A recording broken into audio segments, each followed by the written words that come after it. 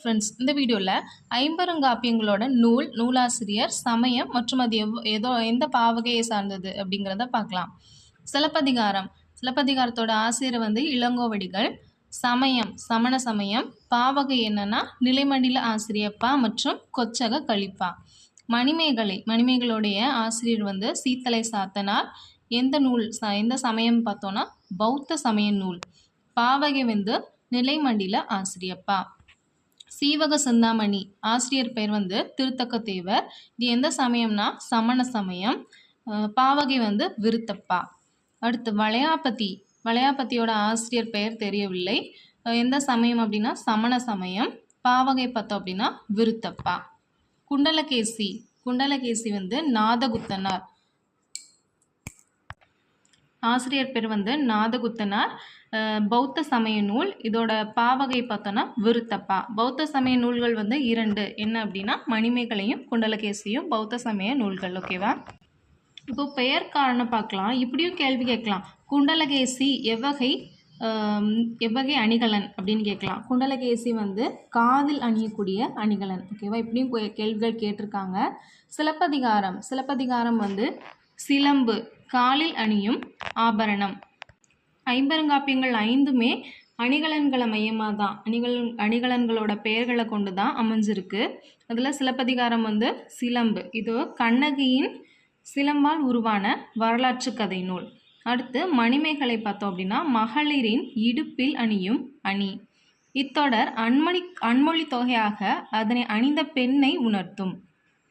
குண்டலகேசி இது காதில் அணியக்கூடிய அணிகலன். கேசி அப்படின்னா அழகான கூந்தலை உடையவள் அப்படின்னு பொருள்.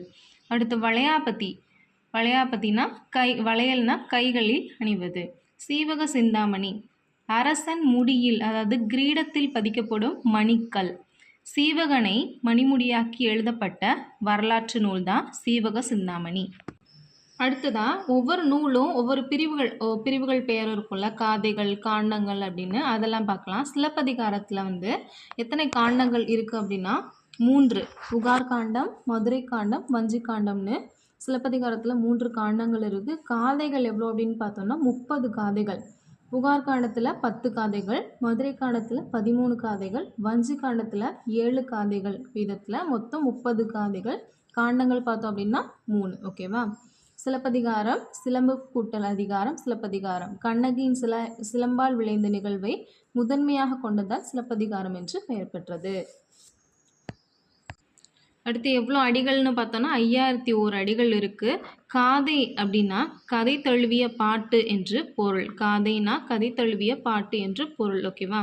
ஆல்ரெடி பார்த்தோம். இது என்ன பாவகை அப்படின்னா நிலைமண்டில ஆசிரியப்பா. புகார் காண்டத்தில் முதல் காதை மங்கள வாழ்த்து பாடலாகவும் 10வது காதை நாடுகாண் காதையாகவும் அமைஞ்சிருக்கு. மதுரை காண்டத்தில் 11வது காதை காடுகாண் காதையாகவும் 23வது காதை கட்டுரை காதை அப்படின்னும் சொல்லப்படுது. அடுத்து வஞ்சி காண்டம் 24வது காதை குன்றக்குறவை காதை. 30வது காதை வரந்தருகாதை. ஓகேவா? உரை எழுதினவங்கள்லாம் பாருங்க. நாமு வெங்கடசாமி நாட்டார், அடியாருக்கு நல்லார், 6 பதங்களுக்கு மட்டும் அரும்பத உரைக்காரர். சிலப்பதிகாரத்தின் வேறு பெயர்கள் பார்ப்போம். சிலப்பதிகாரம் முத்தமிழ் காப்பியம், உரையிடையிட்ட பாட்டுடை செய்யுள், இயல் இசை நாடகப் பொருள் தொடர்நிலை செய்யுள், குடிமக்கள் காப்பியம், ஒற்றுமை காப்பியம் இப்படின்லாம் அழைக்கப்படுது. ஓகேவா? அது மட்டும் இல்லாமல் பைந்தமிழ் காப்பியம், மூவேந்தர் காப்பியம், பத்தினி காப்பியம், முதன்மை காப்பியம், தமிழ் தேசிய காப்பியம் அப்படின்னுலாம் சிலப்பதிகாரம் பெயர் பெற்றிருக்கு. சிலப்பதிகாரத்தில் முக்கிய கதாபாத்திரங்கள் பாருங்க.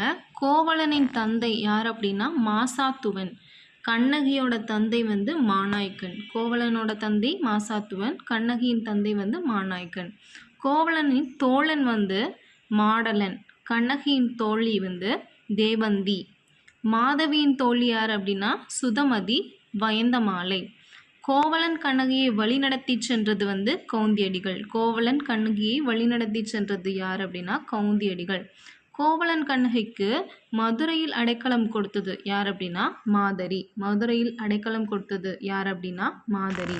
அடுத்ததா பாட்டுரைகள். பாட்டுரைகள் அப்படின்னா, சிலப்பதிகாரத்த பத்தி புகழ்ந்து சொல்லியிருப்பாங்க இல்லையா? அந்த மாதிரி. "நெஞ்சை எள்ளும் சிலப்பதிகாரம் என்றோர் மணி ஆரம் படைத்த தமிழ்நாடு" அப்படின்னு சிலப்பதிகாரத்த புகழ்ந்தவர் யார் அப்படின்னா, பாரதியார். "நெஞ்சை எள்ளும் சிலப்பதிகாரம் என்றோர் மணி ஆரம் படைத்த தமிழ்நாடு."